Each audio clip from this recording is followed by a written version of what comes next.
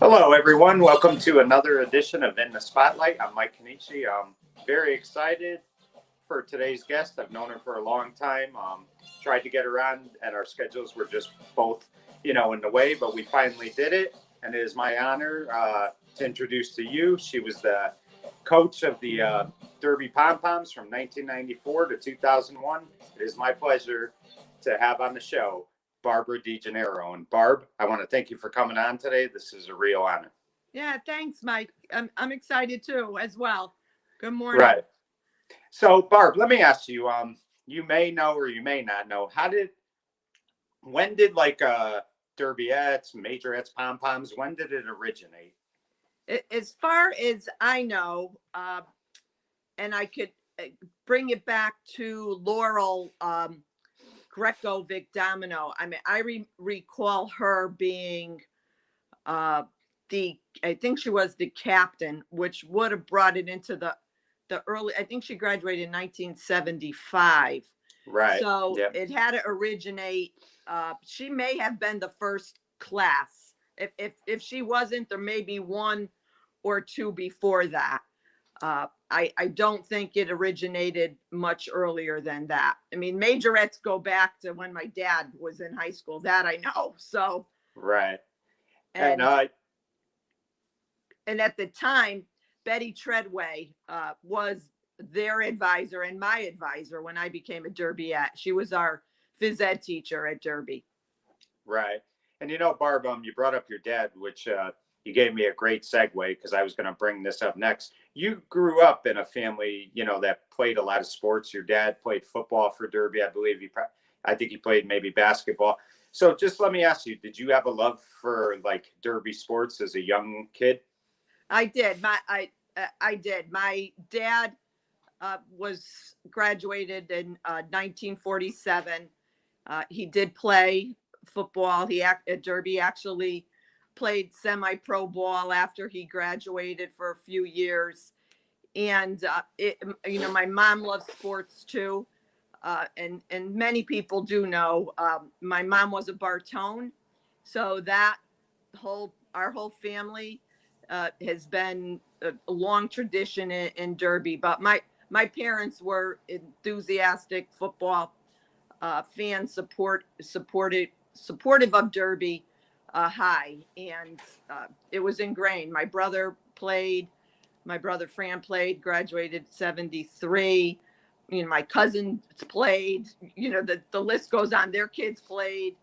So I myself played, rec sports. That's another story. When I got to high school, because Coach Lou was a very good friend of my parents. My dad knew Dolly's family, actually, the Lucianis.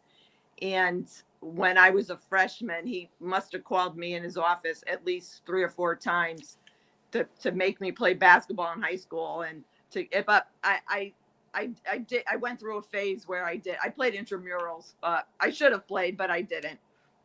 Right. And Barb, you kind of at a young age, I would say when you were like 8 or 9 years old, Derby was at the height of its football glory. You had mentioned your brother played and he was on an undefeated team. But I mean, what was that like going to games every Saturday morning, Saturday afternoon? Because I mean, for a kid, in the town of Derby, going to those games and stuff, I mean, it just had to be so exciting. It had to be a great time in Derby back then. It was the way of being a Derby resident. And one other thing, my dad was a postal carrier for many years in Derby, and he'd get out of work and he'd pick me up, and I'd go and sit with him and watch practice at the high school. But the Saturday mornings, it was as a kid growing up, I mean, that was your day, especially right. When I was a kid, because there were so many people at the games. I mean, you see the pictures, and that's really what it was like. And there was other things that went along with it. There would be breakfasts before the football game at a football player's house. There would be a party after, another eat at a football player's house. So that tradition I kind of carried on when I got to high school and I was a senior. And as a Derbyette, my parents put on a breakfast. I believe it was the morning of the Derby-Ansonia game at our house for whoever came, who was ever involved, football players, coaches. It was, I actually got chills thinking about it because unless you were born and raised here and had that you don't know the feeling. You really don't. Right. And Barb, it was exciting. I mean, really, right. The town kind of stopped for Derby football. That's for sure. And Barb, I kind of brought this up earlier, and I've always kind of been confused by it. So you'll be able to correct me if I have it wrong. But I mean, I've always heard of the Derbyettes, the Majorettes, the Pom Poms. I mean, they're all the same, correct? No. Oh, okay. So it's different. So the Majorettes were the ones with the batons. Oh, okay. The Derbyettes is the official name of the Pom Pom girls. So that's what I was. Right. And we actually had a color guard for a number of years that went along, with the band. We had our marching band. So when I was in high school and was a Derbyette, we performed at halftime, the pep rallies. We marched in the Memorial Day parade. We actually went on a few trips out of state and performed and marched. We actually danced with our pom-poms to the marching band. So Mr. Shirella headed the marching band at the time. Yeah. That's who we performed. And it was really a big deal. It was a big deal. It was the halftime show of the football games. And when I became a coach, the bands, the numbers dwindled. And then it just became that the girls danced and performed to songs that I approved, obviously, but, and they choreographed, they choreographed, I mean, I helped when I was in high school too, it was the same thing, basically the girls, we choreographed the dance routine, and we were known for our kicking, the line of kicking like the Rockettes. So. Right. And, Barb, you just brought up the band that, one of the things that would get you excited at a Derby football game, especially if Derby was driving or doing something good, was the band in between. I mean, people don't realize how instrumental, no pun intended, that band was, because when the band was playing, I mean, it just got the crowd even more energetic, and I'm sure it got the players going as well.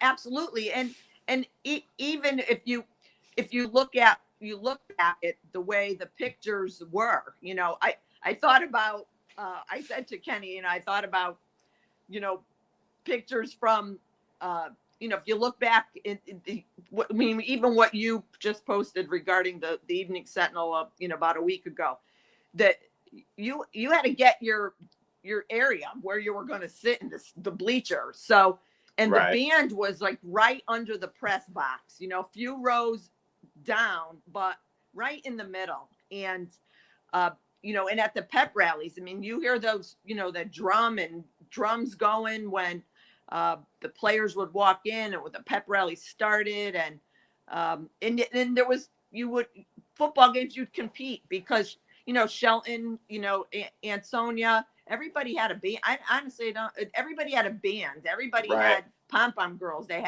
So those big games it was a competition too between performances. Yeah. Right. And Barb, let me ask you, we'll get to, your role as an advisor coach in a second, but what was it like as a performer for you? I mean, just describe to me, describe that first day of practice, because, people don't realize this either. Cheerleaders, pom-poms, majorettes, there's a lot of work that goes into making this good. And there's no margin for error, because what often happens sometimes is somebody could get hurt if you're not, focused and, doing everything that the coaches and the, captains, whoever are instructing you to do. Right. And I know, one of the things when I was a Derbyette, you tried out as a freshman, but you did not perform until you were a sophomore. So then you were on Yeah. it for your 3 years remaining in high school. And at that time, it was, you were in a group with the individuals that were trying out for captain. Then we practice after school. On Fridays, we'd go down to the field. And we didn't do any stunts. So, there's not like cheerleading today. There was no stunts, but you had to line up. You had to know where you were going to be, when you had to walk out onto the field. And, it was really memorization of your dance routine, and timing, because, you might have, we were holding our pom-poms in our hands, and maybe you put them down, onto the ground, and, you have to pick up, you have to be in your formation. And, it was a lot of time. It was after school, a couple hours. And, when there was a football game, Thursday night, especially if there was a pep rally on Friday, I mean, those days were long, because there was decorating of the school. You'd practice, for Friday, and then you'd have the game on Saturday. And we performed in the cold, we performed in the rain, in the mud, and it was, it was so much a part of my schooling and part of my Derby High School days that I loved it. I loved it. I really did. And it is intense, because you have to, you have to be in step. You have to, hear the music. You have, it's just the way it was. So. Right. And Barb, let me ask you, you brought up Betty Treadway. Was she your advisor when you were a Derbyette, or? Yeah, she was, because she was still the physical education teacher. She was my advisor. Yes. Yeah. And Barb, I'm glad you brought her up, because I don't think she gets a lot of credit, not only as being an advisor and kind of starting that program, but she was an outstanding gym teacher for many years. You could ask any girl or boy who had her for gym or health, they would always talk very affectionately about her. And I mean, she was one of the real good people that Derby had. I mean, they had a lot of good people in that school system, but she was definitely one of them. Yeah, absolutely. And you did everything. You did everything in gym class. I mean, again, I was a basketball player, and I was a softball player too through. Actually, I even played when I went to UConn. I played intramurals, and when I went to law school, I played basketball and softball. But you did everything. You did volleyball. You did. I can't remember. I could see the not hand. Maybe it was handball. It was where you did everything. And she was very. She was a disciplinary. So there was no time to fool around. She'd let you get away with a little bit, but really she was a first class act, and one of many dedicated teachers that Derby had.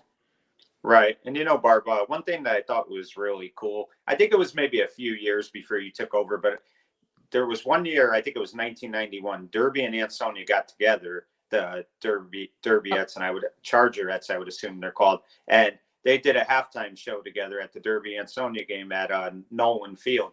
And I really thought that was just a great job by, both advisors getting that together, right. Principals involved. I really thought that was a cool thing. That I don't remember that, but it could have happened. Honestly, I don't remember that. Yeah. So. Well, what I think happened then was, they also had a picnic for a few years, Derby and Ansonia, the football players and the coaches. They were, there was a lot of off-field stuff that would go on between the rival schools, and they were trying to make the kids understand that the game is where the rivalry is, and then it stops there. So I think that was part of the little teamwork thing they did with Ansonia, was getting those pom-poms involved as well. It was really cool. But Barb, let me ask. I think she started the, they had, I think she might have even started the, I want to call it powder puff, but happened, I don't think that was every year, but I think she might have started that. There might have been one when I was in maybe a freshman. I don't know. I'm not quite sure about that. Right. So Barb, I believe you replaced Carol Dellarocco. She was the long Mrs. time. Dellarocco, Yeah, yes. she was the longtime advisor coach, and she stepped aside after the '93 season. You came in 1994. Now let me ask you: did you have a desire to ever, be an advisor, or did it kind of just happen by accident? Because sometimes you hear those cool stories where it just kind of happens and you're not really planning it. How did it come about for you? I think it came about. My niece Amanda was on the Right. squad, and so I knew, and Amanda lived with us, so I knew that they needed somebody. So and it wasn't something that that I desired to, when I was a Derby. Oh, I'm going to be a coach someday. I think it just, they needed someone. And so Now, had you ever coached or helped out at all, or was this your no, first? Yeah. So, no.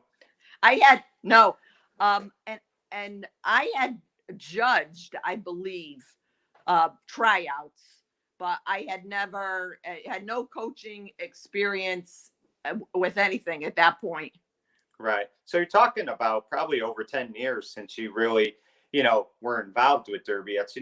They always say you never forget stuff, but still, it's a little different when you're a coach than when you are a performer. But let me ask you, Barb, one of the things I noticed about you when you took over that you kind of set the tone real quick is, a lot of times the girls in the past, they would want to wear a jersey of the football player, and you put a stop to that. You said, we're going to wear the proper uniform when we go out there. I don't want to see, football jerseys on. So right away, you kind of set a tone that, there's expectations being on the squad. And, if you don't, it's like Jack Walsh with his Kasdan teams years ago. If they didn't wear the right uniforms, they didn't play. That was kind of the same thing with you. If you didn't wear your uniform, like you're supposed to, you didn't perform. Yeah, absolutely. First off, it's you represent your school, and Derby meant a lot to me then, and it still means a lot to me. So there was no there was no reason to, you had an outfit, you had a uniform, this is what you were going to wear. And one of the other things that I until later on in my coaching, even, when I was a Derbyette, you performed, again, it could have been 20 degrees out. You didn't wear a jacket. You didn't wear, at the time, pantyhose or tights. I didn't allow that. You're going out in the element, for however long you were going to perform.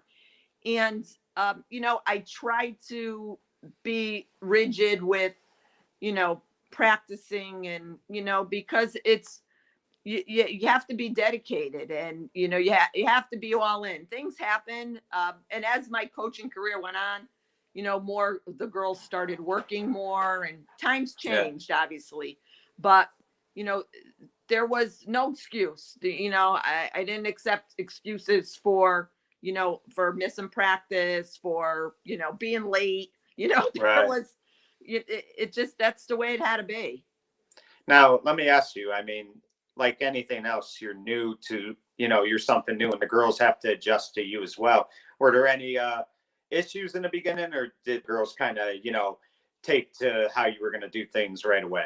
Yeah, I don't think, over the years, you have a couple that give you gray hair. So a couple of girls that would give you gray hair, but I don't think so. But I want to go back to say one of the things, to touch on what you said earlier. I wasn't out of touch with Derby football. I wasn't out of touch with Derby sports during that time period that, I was in high school, and then when I took over, because again, supporting the athletes and education system never stopped for me.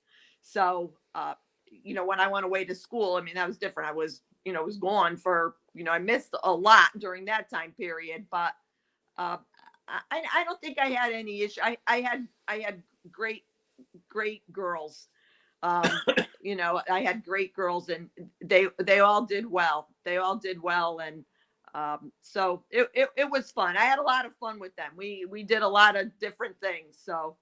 Right. And, you'd mentioned your niece lived with you and stuff. So, you see her a lot. And, a lot of times you have to separate advisor and, aunt and stuff like that. Yeah. So let me ask you, I mean, she's a great kid, so I couldn't see her ever being a problem. But was it difficult at first separating the two, that she had to understand you're the coach? Yeah, I think, we'd have, an issue, but it's probably to, your personality, my personality, but you're with that person, you see them at home, you see them at practice.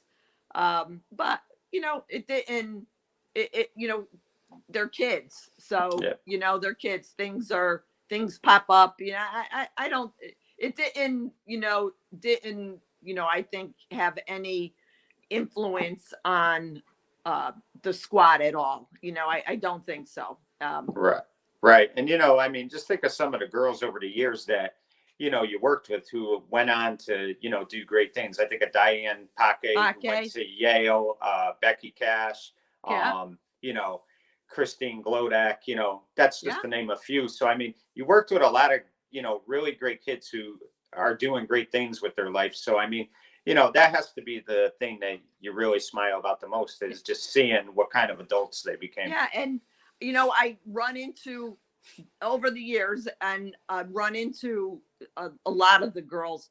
I was going back in my mind, when we originally talked about the interview, and I wanted to touch on a few things. It's when Sherri Wendland and Joanna Wolfe, they were the class of 1997, I believe. 98. 98. I'm using the 97 season. Football season. Yeah. And and at that point, the games were, most of the games now were on Friday nights, and it was Halloween, and they dressed up in a costume, and danced to the Monster Mash, and gave out candy. I bought lanterns for them to hold, and we did some fun things. And actually that class too, I performed with them the last pep rally, for the Shelton pep rally. I performed with them. The Last Dance was the song by Donna Summer. So I had a relationship with them, and I see Sherri over the years at the store. Diana, I see, Maria DeCenzo, I would see. I see Stacy Casini now. Stacy was my last captain. Right. She works in the Derby town hall, so I see her. So, they all did well. And I'm glad. Right. And what I find ironic too, Barb, is as far as doing this stuff, is how well they get their timing down with everything. Because again, Cable 10 was always good at showing those things at the half and stuff, gave great coverage. And none of them ever made mistakes. And that's not easy, because when you're in front of a bunch of people, I mean, especially Derby Ansonia or Derby Shelton, you've got about 5,000 people there. So that's a little intimidating sometimes. And those girls always seem to, really rise to the occasion. Yeah, they did. And I tell you, when I was a Derbyette, if the halftime time the performances would go over your allotted time. So then by this point, when the second half was going to start, the football players were out there. Are standing and they're out there, on the sidelines staring at you as well. And, for a young girl in high school, again, looking at these guys, some their boyfriends, some they got a crush on. It wasn't easy. Right. And, Barb, I'm sure you let the girls have input with this, but, one of the things that, you had to do as a coach and an advisor is stay with with the change of times, stay with today's music. So, it's like anything else. We like our music. I love 90s and 80s. You probably love 70s and 80s. So you kind of had to adjust to the 90s style of music, because guess what? That's what the girls know. Right. And that's what they're going to want to dance to. You could add a song from the 70s or the 60s here and there. Right. But generally, it had to be 90s theme. Yeah, popular music. I mean, that's what it was. You know, I you know, again, I recall a lot of like Janet Jackson was Michael Jackson music, you know, even in the, you know, the 90s when, and, you know, again, the girls would, you know, the captains had a role in that, you know, to to find music and choreograph. So Barb, explain this to, you know, the people listening, you know, who don't know what goes into a practice every day. How did you run your practices? How would you start? What would the middle be like? What was a practice like generally every time the girls went out there? Well, I think, you know, first off, most of our practices were in the gym at the high school. Well, during the summer, we were outside. We were able to, you know, go to the football field and practice, and then we end up in the school in the high school.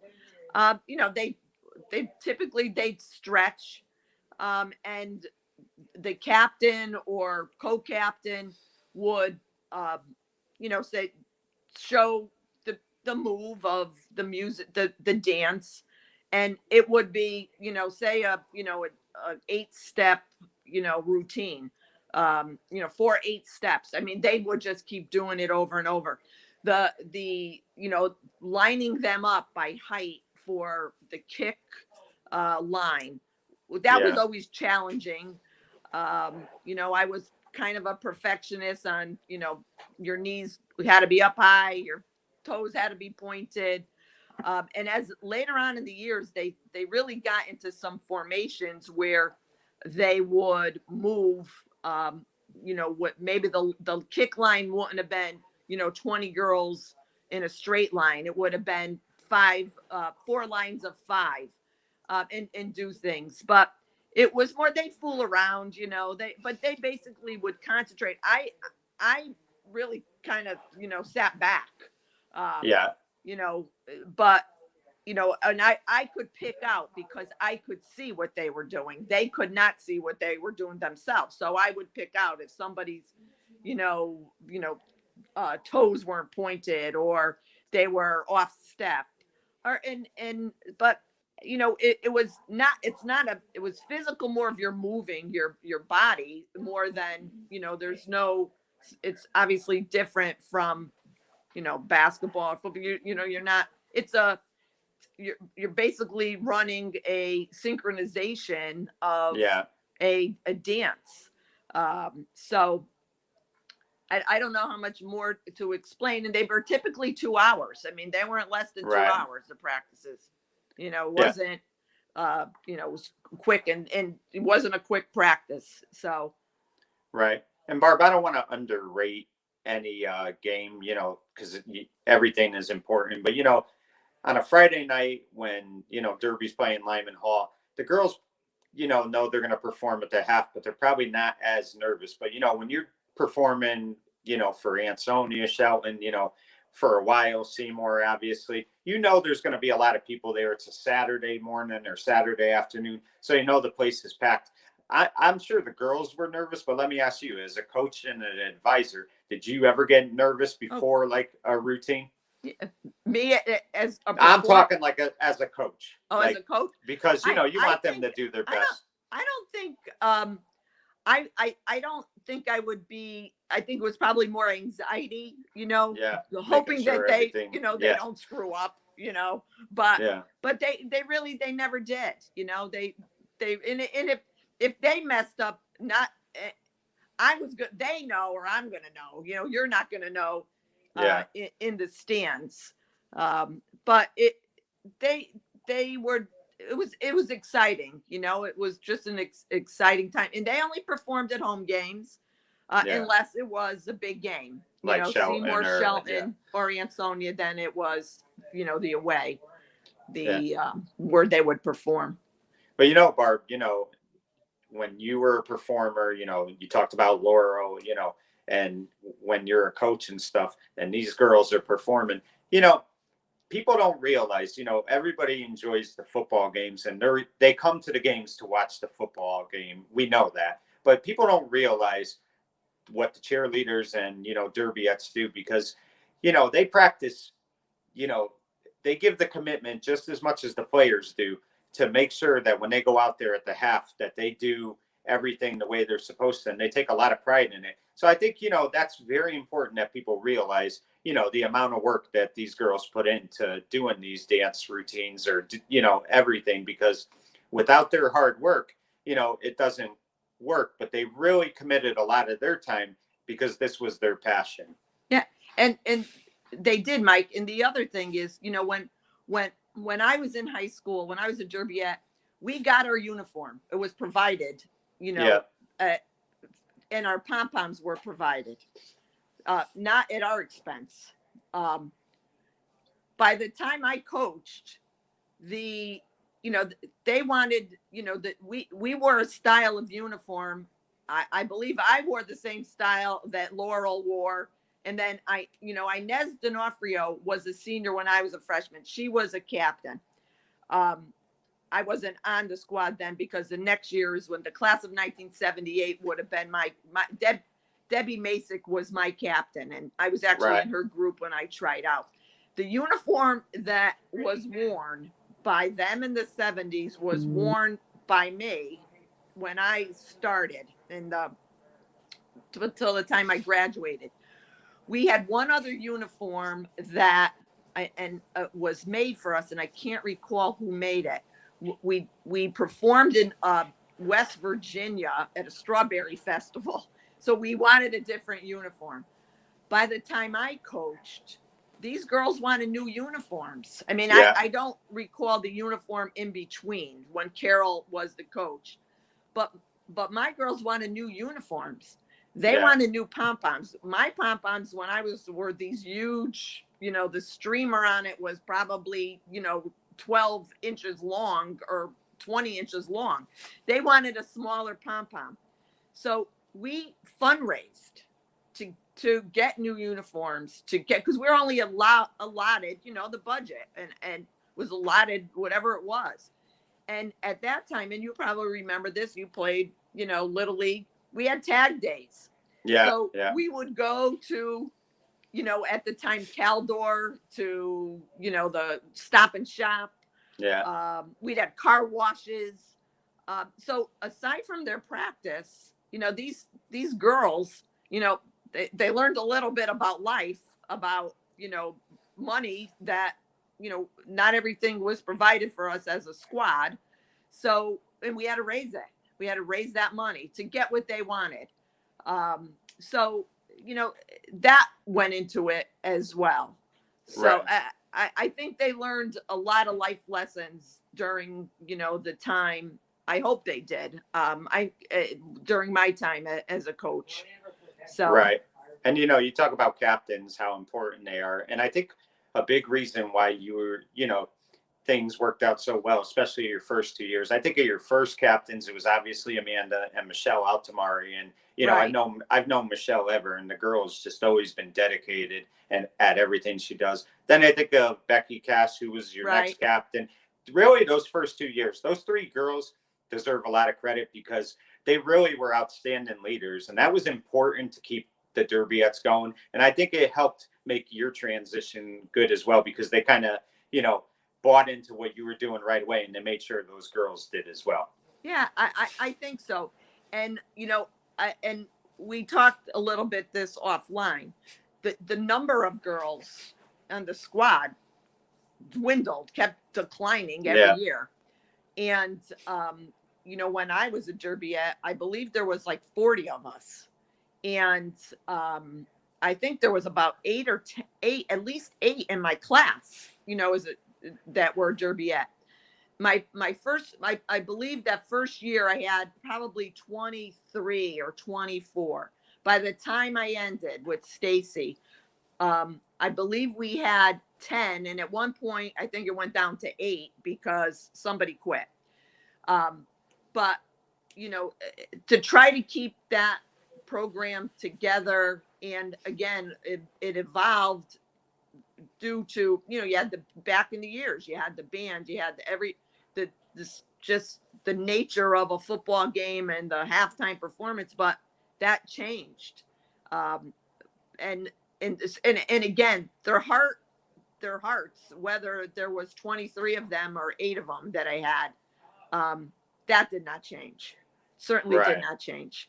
Now, let me ask you, Barb, because I was going to ask this anyway, but, since you brought it up, does it bothers me because, we're seeing a lot of things kind of slowly end at Derby, but does it bother you that a program that, was around in the, early 70s is no longer there? Because, I mean, it is a little depressing to see when it's halftime that you don't see the Derbyettes out there, because you think about like I said, I was classmates with Michelle and Amanda, so I think of them and I feel bad. And, I think about Laurel, who's a great person. And, and I'm just using them as examples. There's so many girls that, you have to feel for. Does it bother you when you see that there's no more program? It does, because I think, again, everything has changed. The programs have all changed at Derby, but it's hard to explain to someone who they don't know what it was like. So they don't know what growing up here was. They don't know what I want to use the word expectation to a degree, and they don't know about that pride and that tradition that went along with living here. I'm going to school here and being educated here and being involved. And as I saw it, decline, and it did bother me. I'm not going to say that it didn't.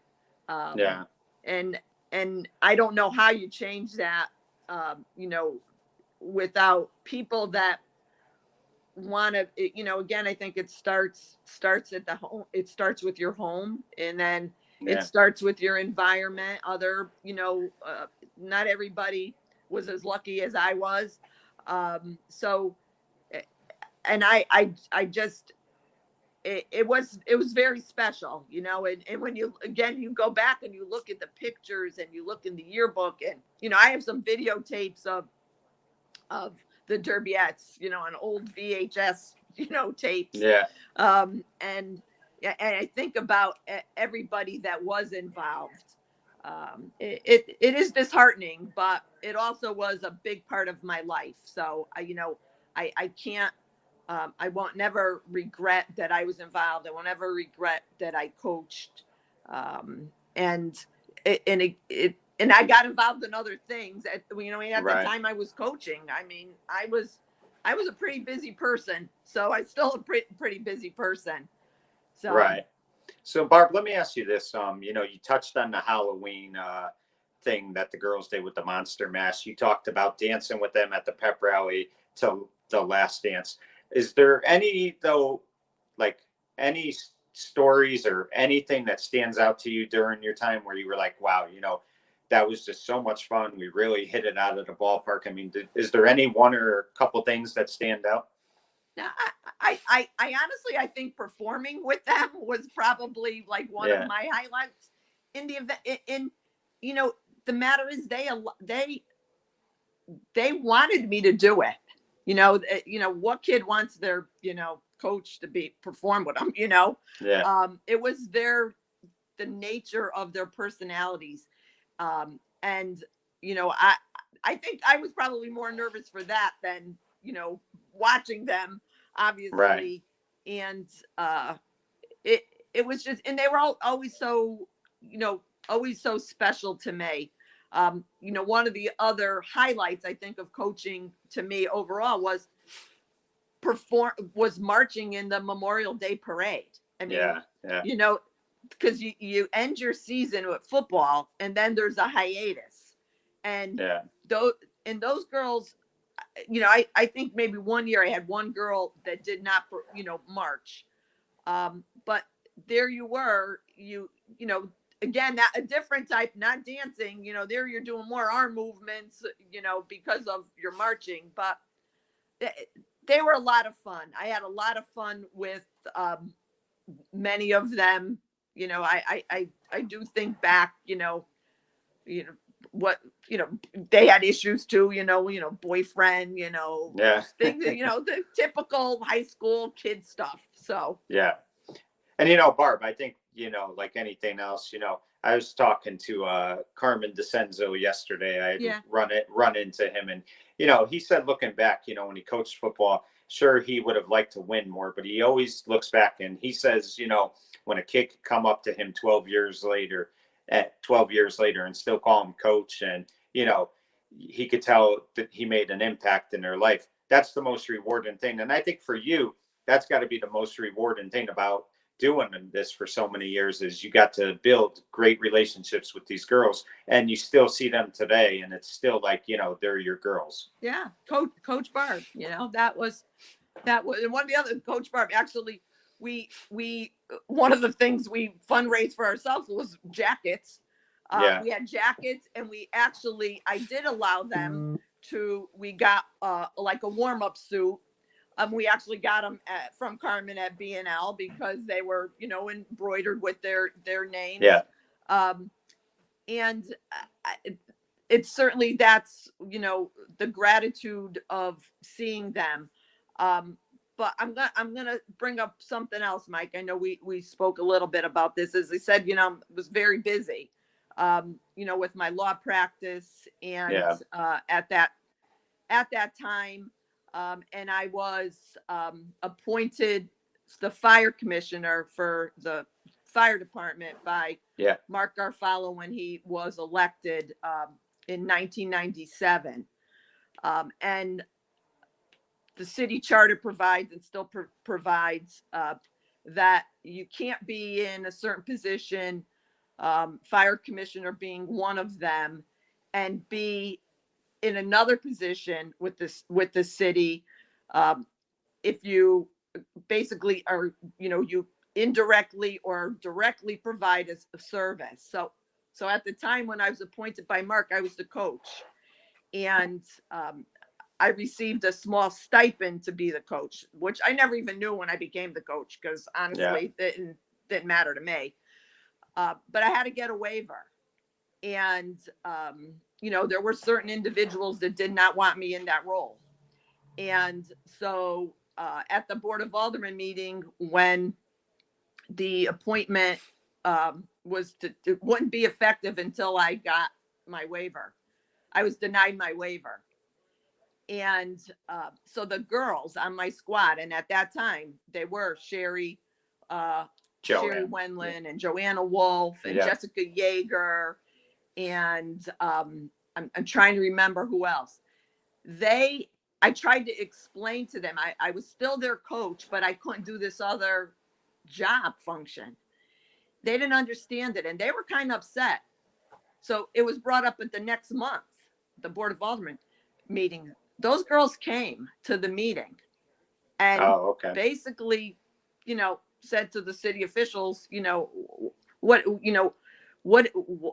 is this, and questioned it. So they learned a little bit about life there. They learned a little bit about politics. Ultimately, I was granted my waiver. And it was just, that was another, probably one of the top 5 moments being a coach with the city with the high school, in performing a function in a different role for the city of Derby. Right. And I would think, Barb, that having them speak up for you like that, that whole thing probably stressed you out. But I'm sure when you drove home that night, I mean, you had to cry because they actually came. That's how much you meant to them, that they were willing to go to a Board of Aldermen meeting. So, I mean, that had to kind of take all that stress and just make you feel real good about, who you are as a person. Yeah. I mean, it did. And, I gotta, I believe, I don't believe any parent, I don't recall if any parents spoke up, but parents, the parents supported their girls. So, again, you have your coach, you're going to run into maybe an issue over the years, but, the parents of my girls were, dedicated, backed up their girls, and, doing what they needed to do. So even in that sense, you brought your kid to a board of alderman meeting, at the age of 16 and 17 years old. So it did mean a lot. And to remember that from, 1998, 30 something years ago already. I mean, it's crazy, Yeah. So. And, Barb, before I'm going to switch gears in a sec, but before I do, you talked about that song by Donna Summer, which is a classic song, The Last Dance. But I'll tell you what, for a senior, that song is very fitting, because that just adds to the emotion, because you realize it is your last dance. And I think for the football players too, they realize it's their last football game, the seniors. So I think that was like the perfect song to play. And I really like that, you and the girls chose that, because it makes a lot of sense. Yeah, it was. Yeah, it was the last game, last pep rally. And I honestly could still visualize the line on the high school stage in the auditorium. Yeah. And it was fitting. It certainly was fitting. Right. And Barb, you talked about coaching. I know after you left the Derbyettes, a few years later, you did some coaching in rec leagues. I think you even coached with Tommy Leonard. He was your assistant, and you coached the girls basketball team for a few years. Just talk about coaching basketball, because, it's again, a sport where you really have to know what you're doing, or else you're shortchanging those kids you're teaching.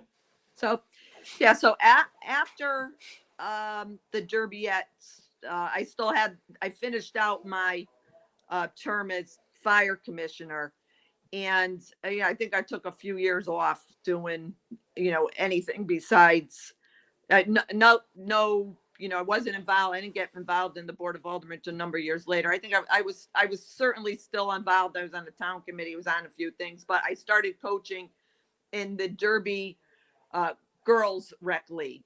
Yeah. And I did coach with Tommy's, like my son. And we coached for a number of years, 5 or 6 years. And then I also, during the same time, coached at the Boys and Girls Club. Right. I actually also coached with Paul Mengold, another dear friend. Yeah.